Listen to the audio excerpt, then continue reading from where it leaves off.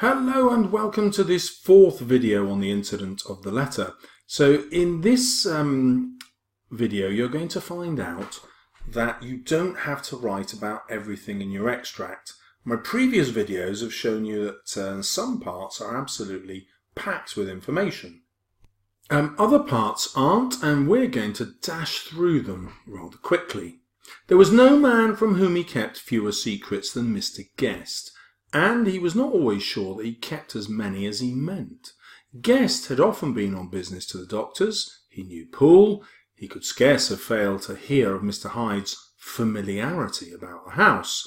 He might draw conclusions. Was it not as well, then, that he should see a letter which put that mystery to rights? So two things are going on here. Stevenson is critical of a society which is obsessed with secrets and cover-up, which is why he keeps mentioning secrets all the way through. And he cleverly chooses the name of Guest because it's a homophone for guest, and implying that he has guessed that there is a homosexual relationship between Jekyll and Hyde. That's what he means by he might draw conclusions, but also that he might put that mystery to rights. So he might be hoping, Utterson might be hoping, that there is an alternative explanation which Guest might give him. And in the next paragraph, and above all, since Guest, being a great student and critic of handwriting, would consider the step natural and obliging. The clerk, besides, was a man of counsel. He would scarce read so strange a document without dropping a remark, and by that remark Mr. Utterson might shape his future course. And so two really interesting things are going on here. Guest is a parody of the detective, and it's as though Stevenson is playing with this new genre, the detective story, and partly making fun of it. So we only have a minor character here who's acting like a detective. And then we have this interesting possibility that Utterson doesn't trust his own instincts because he knows his own feelings are secret from himself. So he's so used to secrecy that he doesn't even trust his own feelings anymore. And he's actually going to decide what he's going to do in the future based on what Mr. Guest tells him.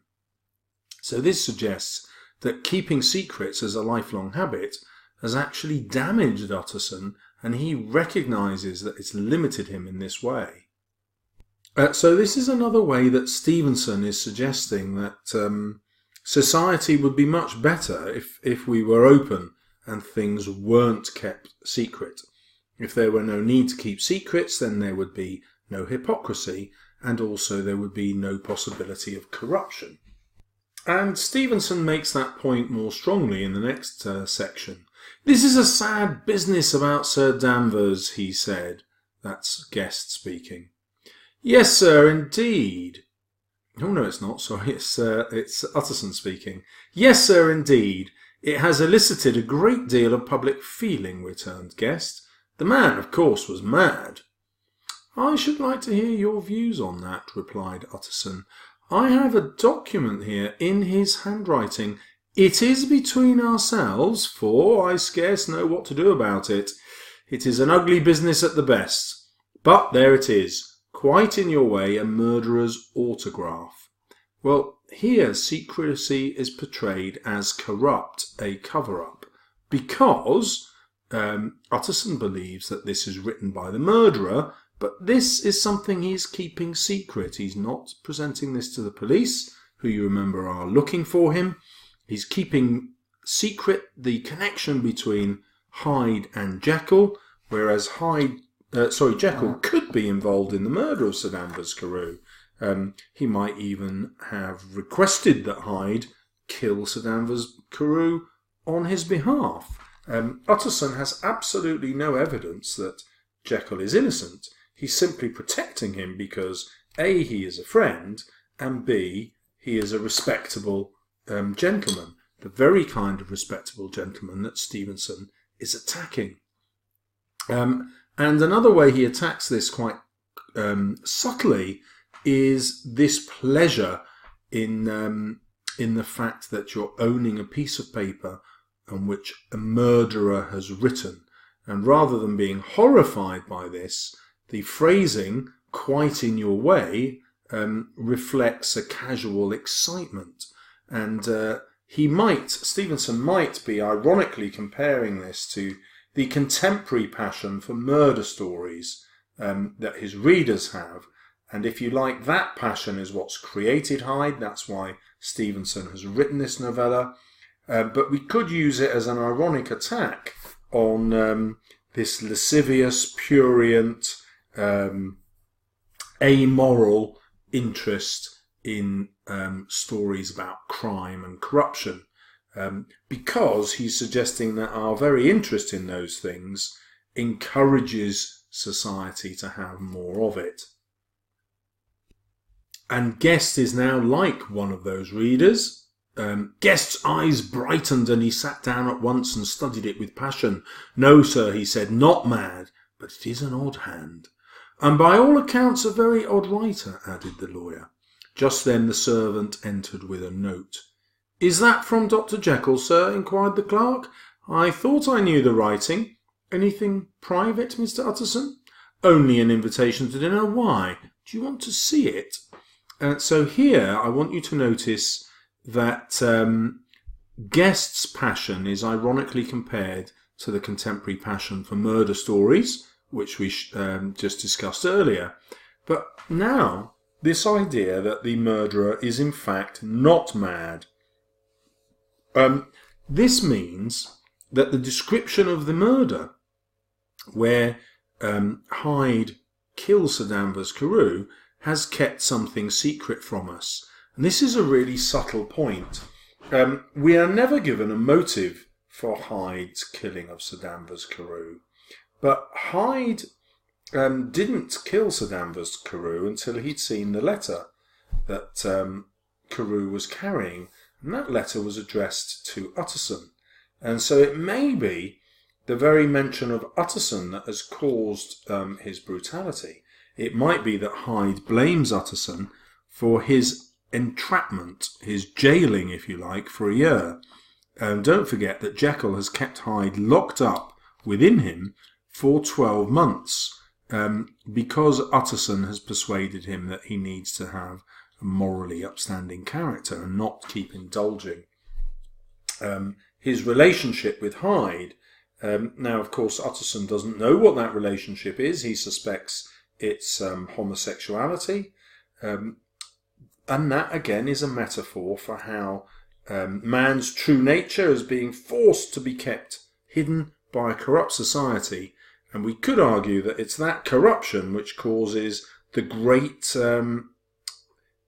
rise in passion, that ape-like fury that Hyde is suddenly born with when he converts, metamorphosizes from Jekyll. So Stevenson could be arguing that Hyde's violence is a result of how society has treated him. It's not a sign of innate evil. Well, Stevenson can't spell that out because to do so would be anti-Christian, and most of his readers are Christian.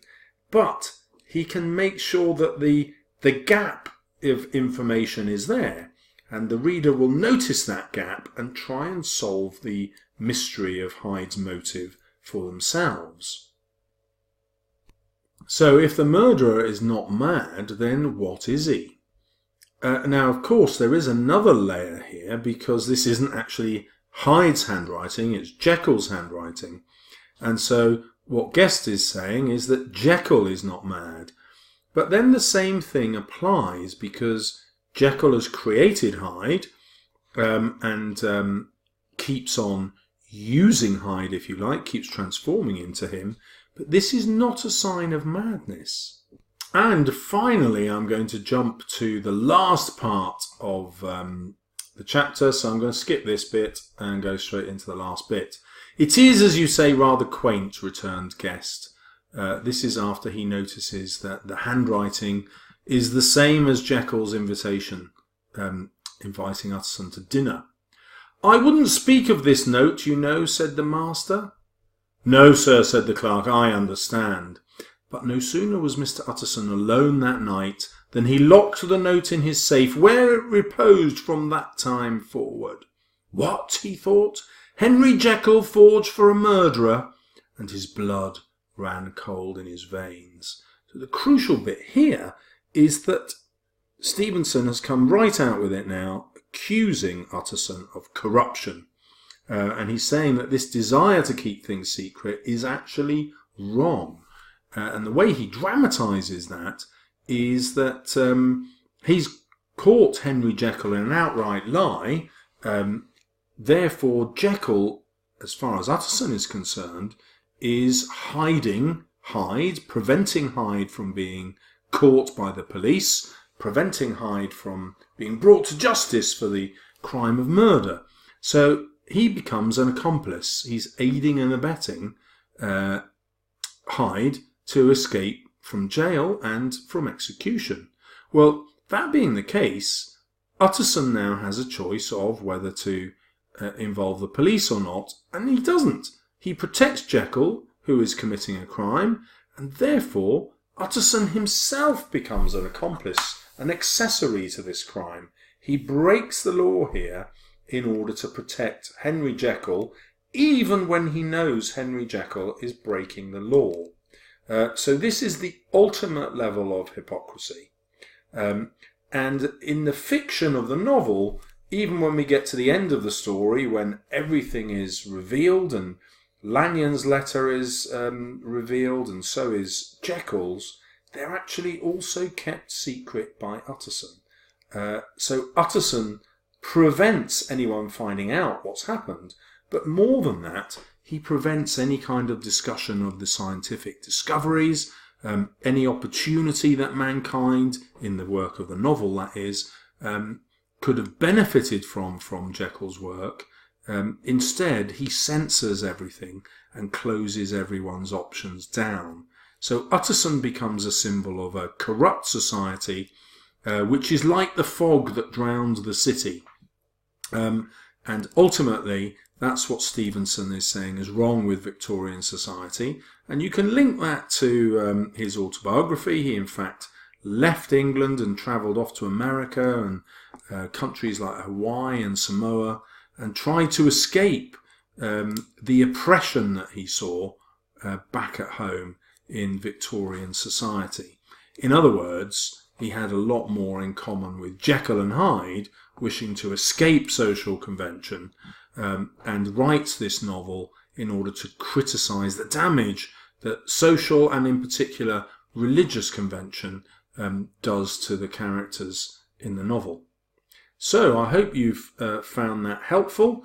In my next video, I will link all these together to show you how to write an essay. It's slightly off centre there. What is Stevenson's purpose in the incident of the letter? So you can see how to put all that together to write a grade 9 answer. So thank you very much for watching, and good luck with your revision.